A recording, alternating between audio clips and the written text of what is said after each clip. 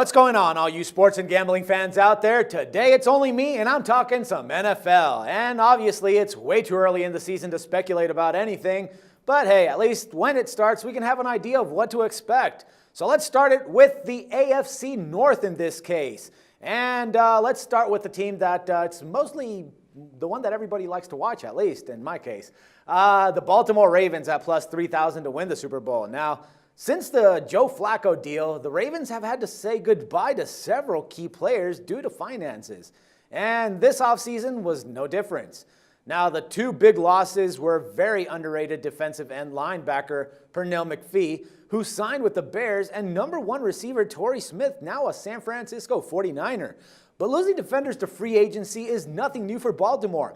Flacco lost one of his top targets in Smith. Now, right now, your starting Ravens receivers are aging Steve Smith and Marlon Brown. Also leaving was tight end Owen Daniels, but he's gone for a better place now. On the bright side of everything, the Ravens were able to re-sign starting running back Justin Forsett. But was homie a one-year wonder or something? The other team that we have on our list, the Pittsburgh Steelers, who are at plus 3,000 to win the Super Bowl. Now, the Steelers, one of those teams that rarely make any big splashes in the free agency, and this offseason, well, pretty much was no different. The biggest news that happened around the team was that they got the contract done for quarterback Ben Roethlisberger, but everyone knew that he wasn't going anywhere. The team lost linebacker Jason Worlds, who might not have been re-signed anyways, but he announced that he had decided to retire. Now, Pittsburgh also got a backup for running back Le'Veon Bell and former Carolina Panther DeAngelo Williams. Problem is he going to be able to stay healthy? Now, in addition, Bell could be also suspended for 2 games to start the 2015 season due to his DUI conviction this past fall. Next up on our list, the Cleveland Browns at plus 10,000 to win the Super Bowl. And the starting quarterback for the 2015 Cleveland Browns is Josh McCown.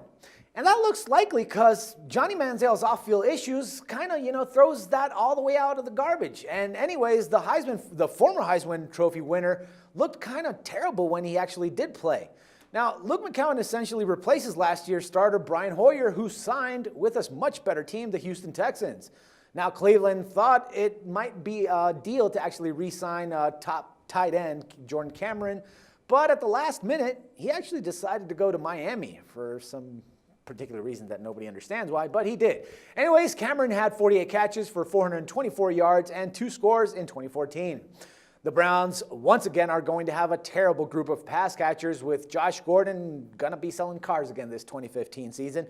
The team did sign former Dolphins receiver Brian Hartline to a 2-year deal. While that signing isn't very exciting, the Browns are getting a good player in at least the former cornerback Tremont Williams. And last but not least, we have the plus 4,000 Cincinnati Bengals to win the Super Bowl. And that's probably not going to happen because we all know that Andy Dalton tends to choke. But anyways, the Bengals are one of those teams that often rather is conservative in free agency as well. And I really don't think that there's any question that Cincinnati's defense looks a lot better right now on paper than it did close to last season. And that's kind of because they did sign free agent, again, Michael Johnson to the team. And they also signed linebacker A.J. Hawk from the Packers. Johnson spent his first 5 seasons with the Bengals, then got big money and set his sails for Tampa Bay. Now, he was a bust there and waived just after 1 season. As for Hawk, he grew up in Ohio and was a Bengals fan and is a good run stopper. Other than that, Cincinnati hasn't lost anyone noteworthy just yet, but they should consider getting rid of Andy Dalton. No, I'm sorry. Anyways, that was it for today, and I will be back with more news and odds very soon. Till then, for SBR Picks, this is Dax Floyd.